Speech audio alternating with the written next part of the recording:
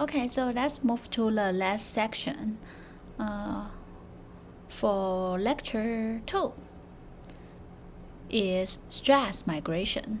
Stress migration means what? The mass transport is driven by the stress variation or stress gradient. So, as we know, every or each mass transport definitely is due to there's an exist of driving force. So here, the driving force will be the variation in chemical potential of the atom due to under the stress field. So we need to, that means that implying that the chemical potential varies with stress. So we call this kind of chemical potential as a stress-dependent chemical potential. And due to the variation in chemical potential caused by under the stress field, so this serving as a driving force to drive the mass transport. So here we call mass transport driven by the stress gradient. This kind of phenomenon, we call it is a stress migration. And give you some examples. This is a kettle teapot. We put the water into this teapot and heat it up. And we can, if you have a look on the wall of this teapot, probably like this way. And you will find what? You can find a temperature gradient.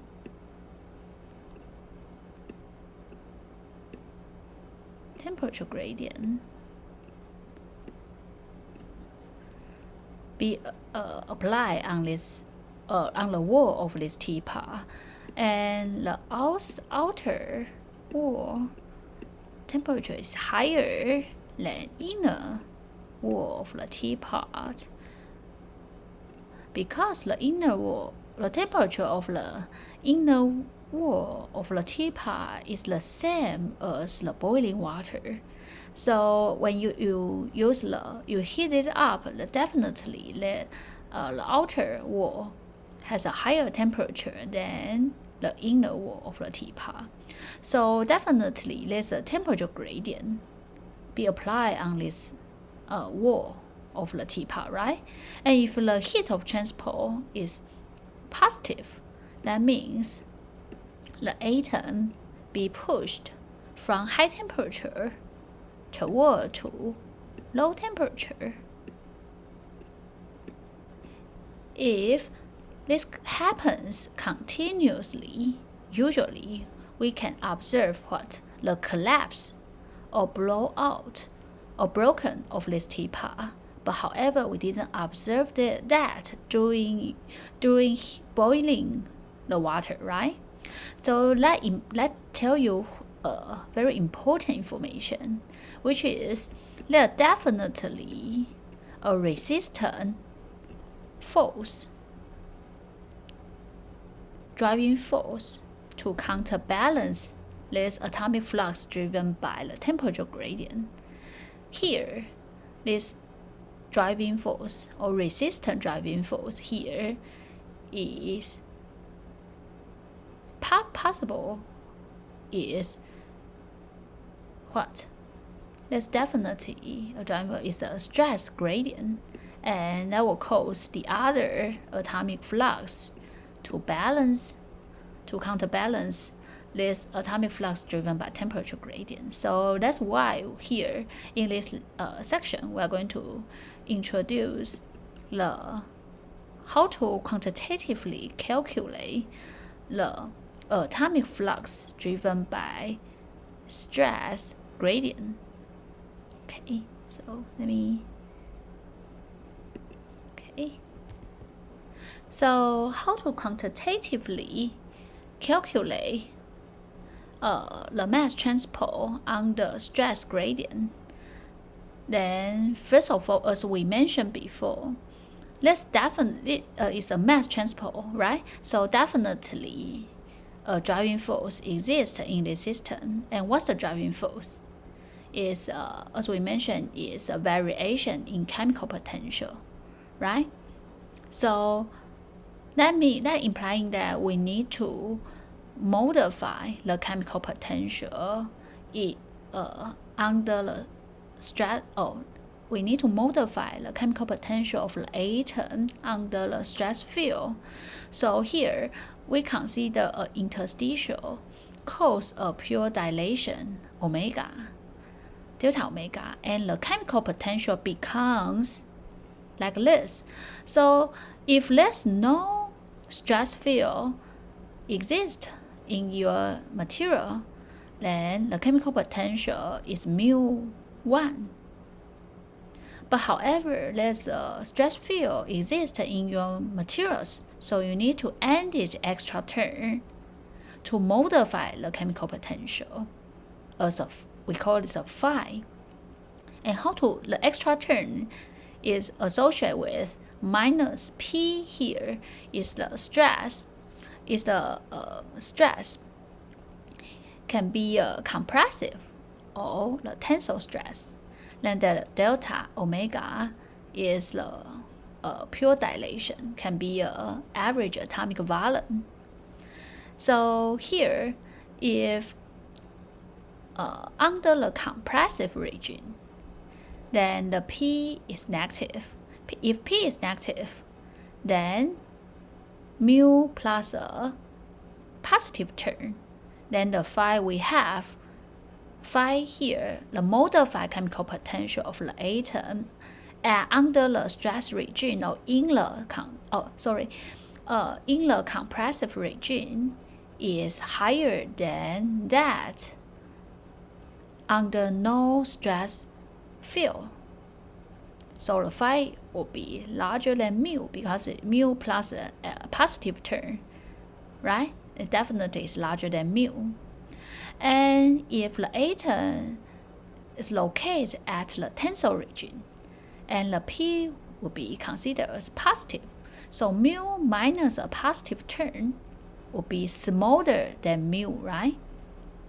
So the phi will be smaller than mu. So when the atom locates at the tensile region, then the chemical potential of this atom is smaller than that without stress field region. Okay, so as long as there's a variation in chemical potential in space, then this can be serve a driving force to push the atom to move. We call it a mass transport.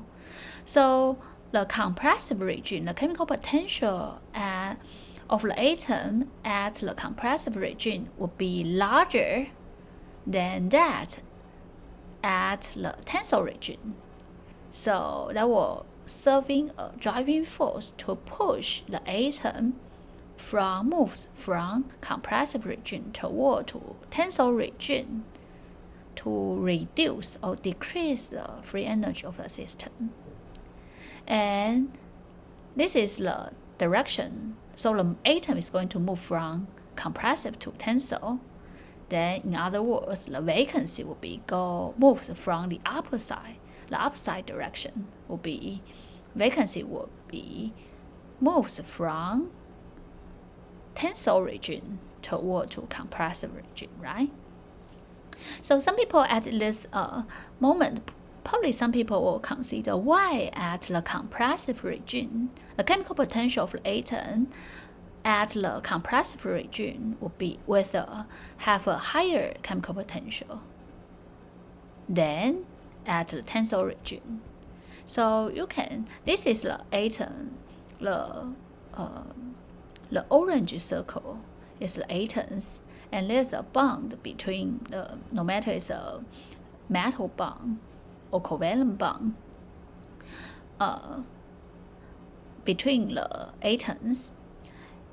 if I want to insert it extra atom in between these two atoms, then you can find the bond.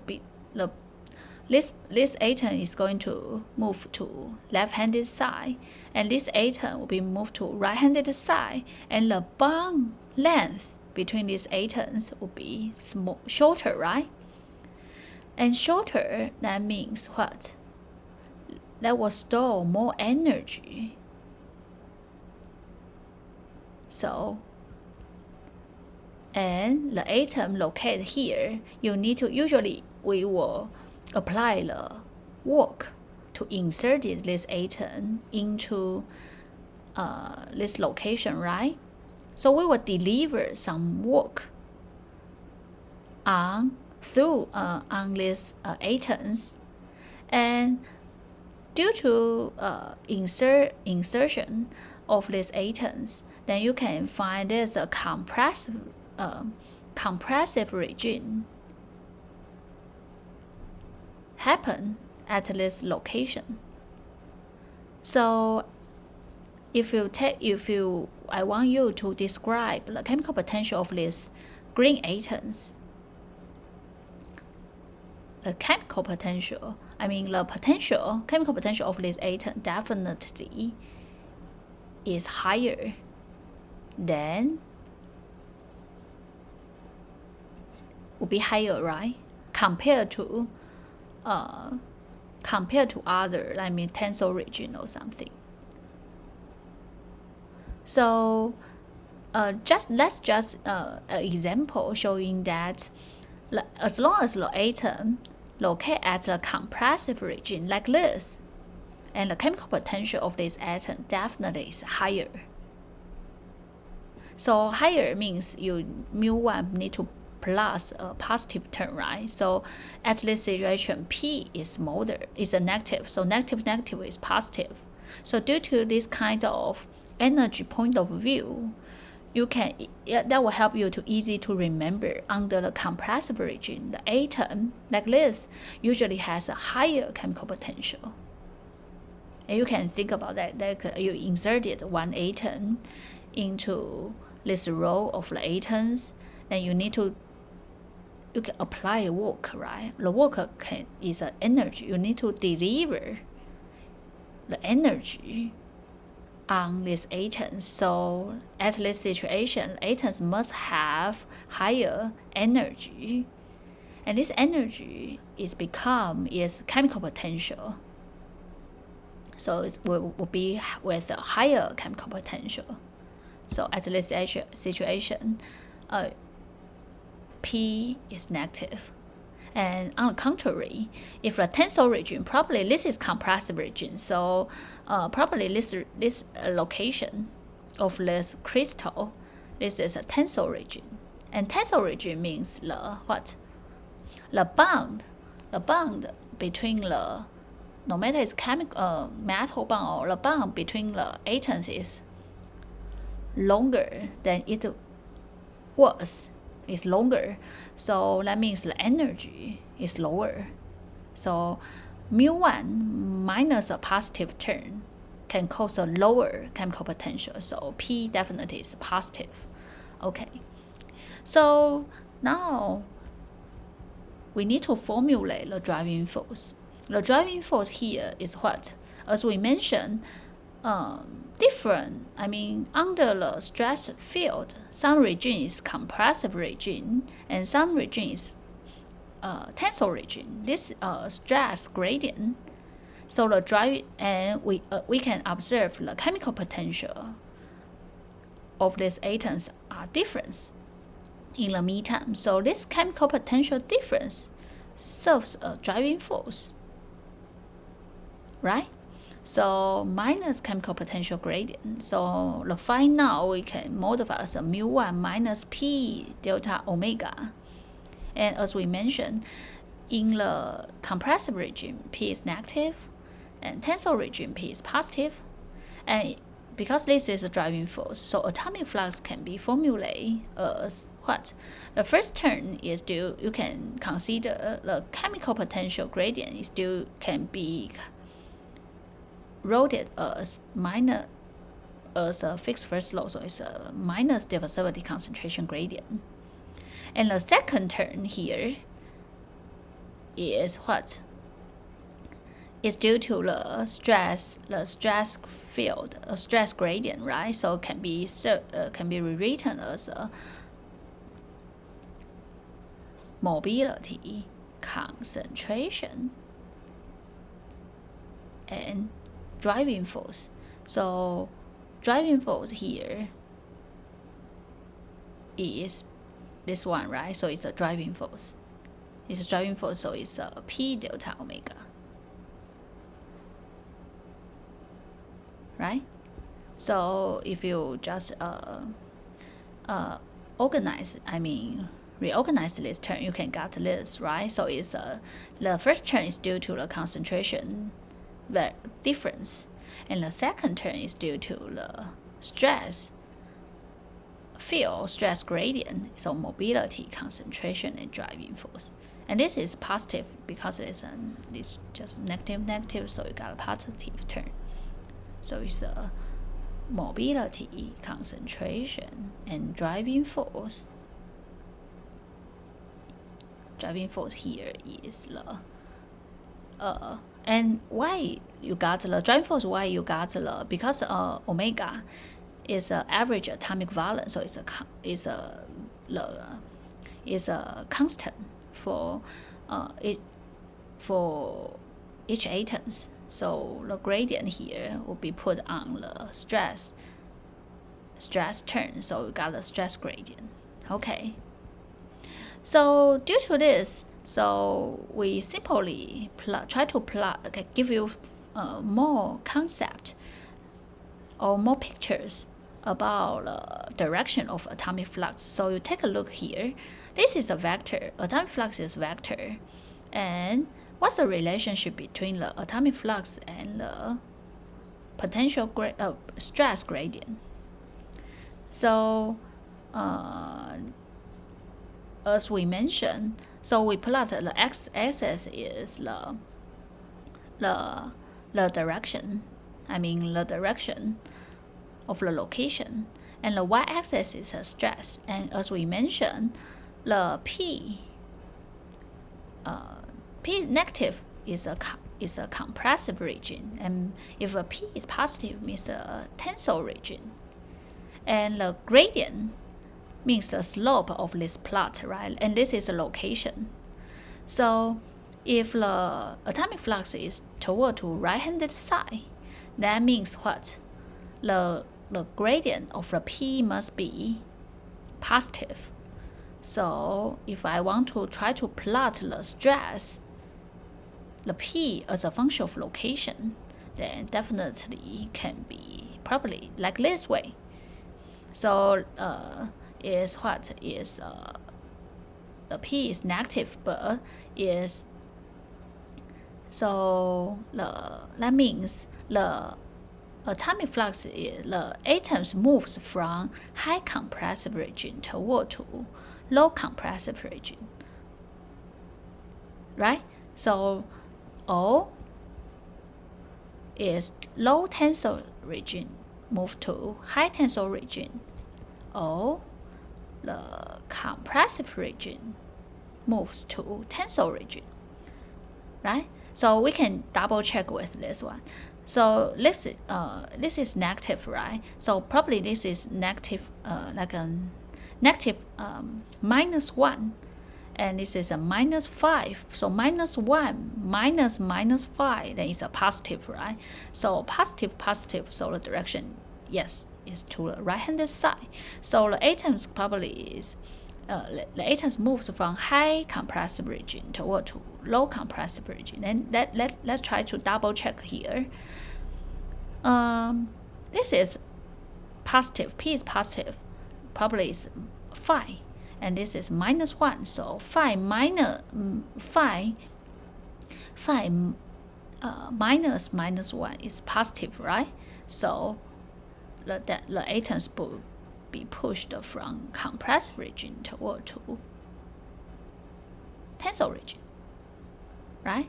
So based on this atomic flux equation you derived, then we can have some picture of where the atoms moves under the stress field. Either can be it moves from high compressive to low compressive, or compressive toward to tensile, or low tensile toward to high tensile, right? Okay. So based on this concept, we give you an example. Now we have a polycrystalline grain. We draw. This is a polycrystalline grain. We got a grain 1, grain 2, grain 3, 4, 5, 6, 7. And if this material suffer the shear stress is tau, and the direction is like a tau is right-handed side. It's like this. This tau means the shear stress, and you can dissociate this tau as this and this, right? And also this tau you can dissociate with like this and plus this, and this tau you can dissociate with this plus this. So the direction means the stress apply on this grain, right?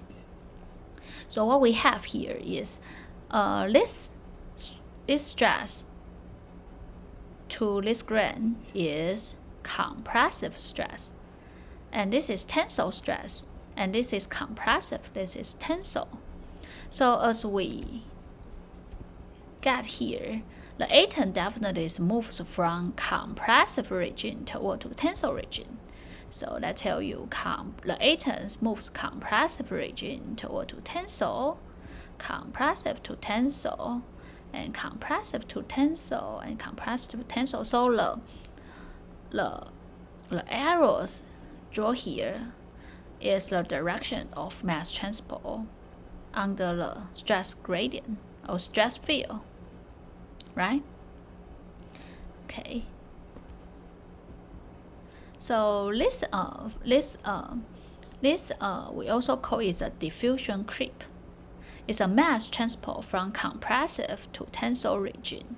So if you focus on this grain suffer the compressive and the tensile, and this stress field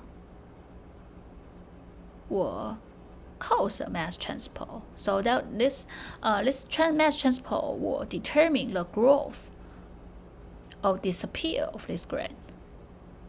Okay. So this is when you think about that based on the atomic flux. But if we want to describe this by using the vacancy flux, the direction would be opposite direction, right? So the next slide definitely just give you, if we use the pink arrows to point out the direction on the same situation, but the purple or the pink arrows point out the vacancy flux. So the vacancy flux is the opposite direction of the atomic flux, so will be pushed from tensile to compressive, tensile to compressive, and tensile to compressive. So the vacancy flux is from tensile to compressive. Okay, so based on this, you can have some idea, because the vacancies be pushed toward to compressive region. So the atomic fraction of the vacancy at the tensile region is higher than that at the compressive region. Okay, and you also can, based on the concept we learn from the curvature effect or capillarity effect, you also can, as we mentioned, you also can formulate the XV as a function of stress, because the only thing you need to know, you need to modify is this delta mu v. If there's no stress field here, then you got the vacancy formation energy. But now the atom or the vacancy is located in the stress field, so you need to add extra energy to modify the energy barrier term. So we call it a delta mu V. Will be dependent with a stress, the stress field. Okay, so let's give you the other examples here. Now we have materials, and you can observe that there's a dislocation, edge dislocation exists in this crystal. And as you know, there's an extra row of the atoms be inserted into this crystal. So this region can be considered as what? You apply a work to insert this extra row of the atoms to here. So that's must a compressive stress apply on this region.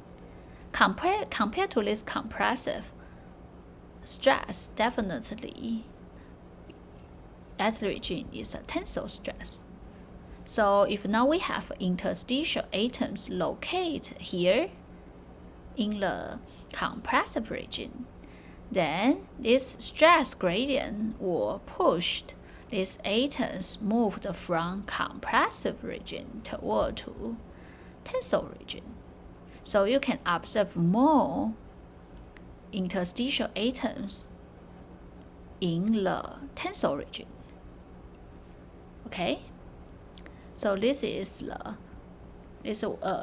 mass transport driven by the stress field.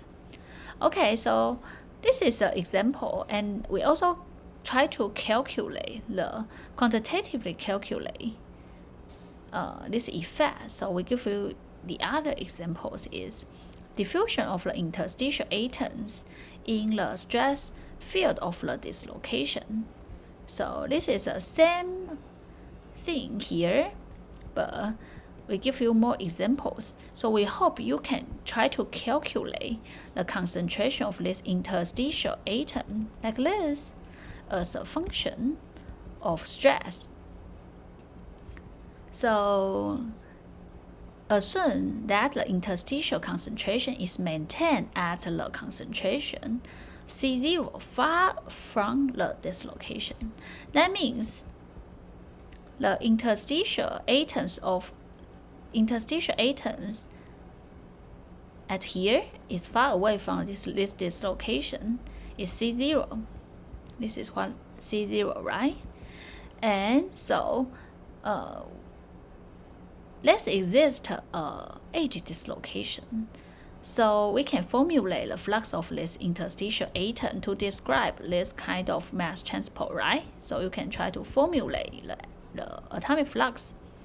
The first term is due to the concentration gradient, concentration difference of these interstitial atoms in the beginning. So not only in the beginning, as long as it happens a concentration gradient of this interstitial atom, so that will cause this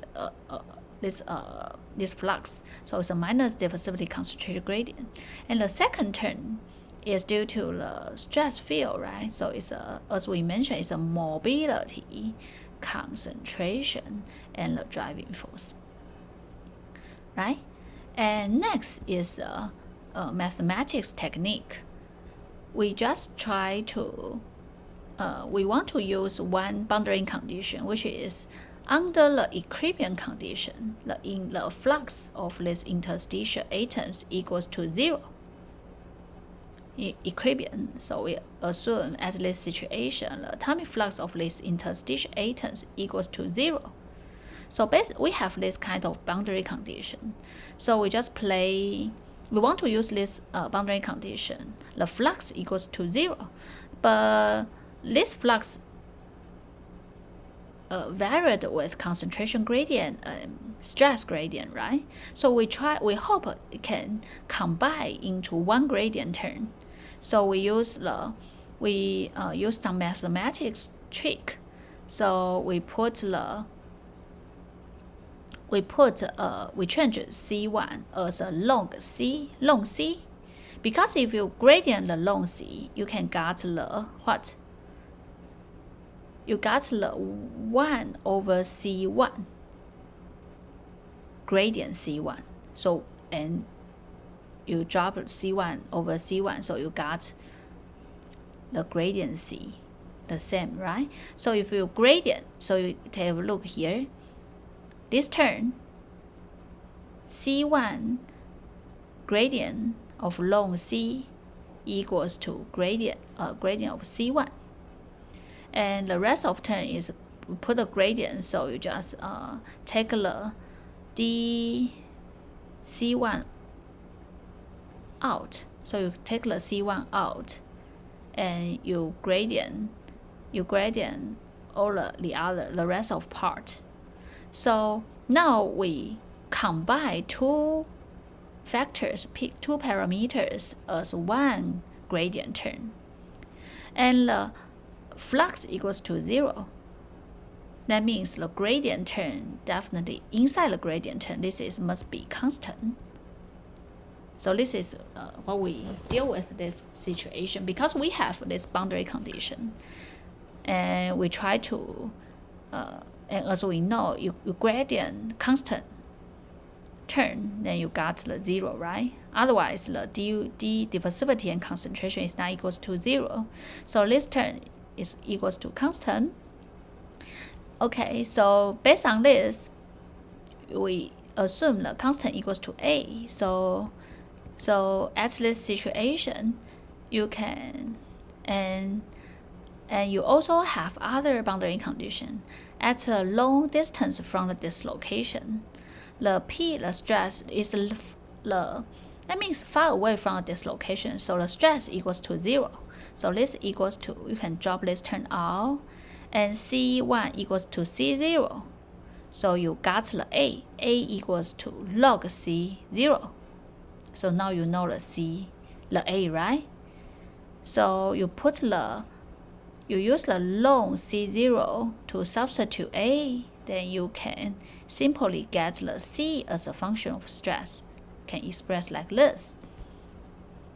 So now you successfully have some concept or idea about how the concentration of these interstitial atoms changes with stress. Is C0 is the concentrations of this interstitial atom far away from the dislocation. We can measure that by using EPMA, right? And explanation as a function of P. So explanation term and the stress is here. So it's an explanation as a function of stress.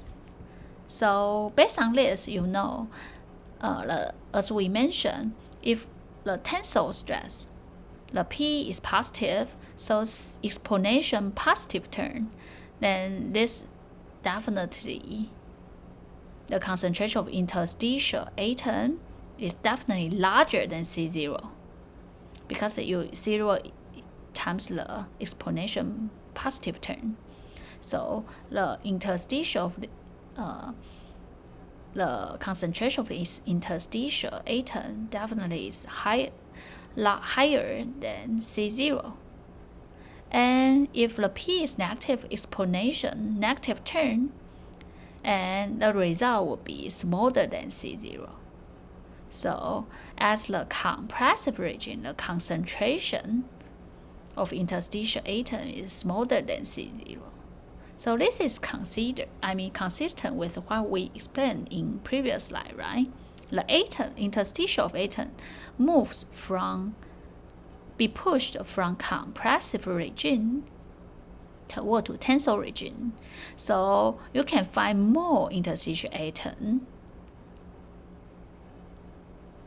right, at the tensile region instead of compressive region. So this is consistent with what we explained here, right? But we give you a more quantitatively description.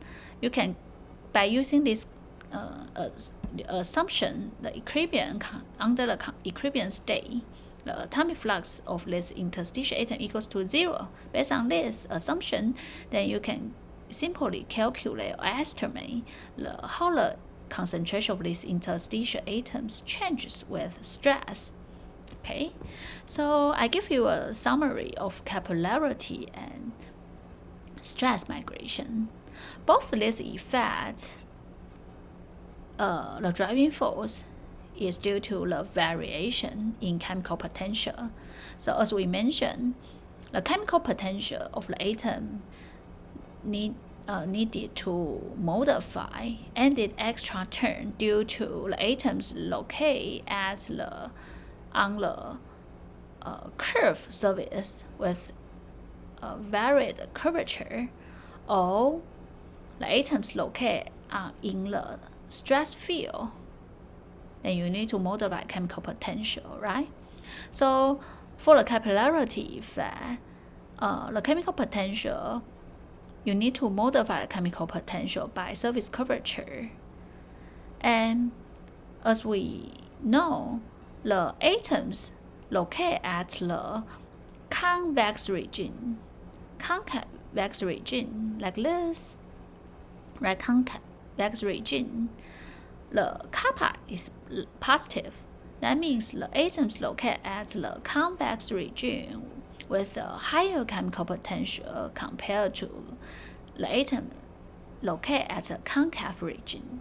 So due to this variation in chemical potential, so the atoms be pushed from the concave region toward to concave region to decrease the free energy of a system, and that will result the surface planization. And the same thing happened on the stress migration. The chemical potential need to be modified by the extra term is minus stress times atomic volume. And as we mentioned, the atoms, if you have an interstitial atom, the interstitial atom at the compressive region concentration is smaller than that at the tensile region.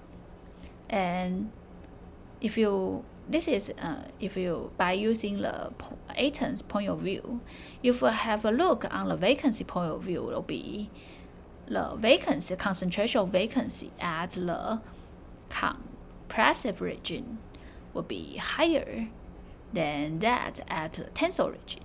So atomic flux along will be the atomic flux along the direction of stress gradient. So as we mentioned, atom moves from compressive toward to tensile, or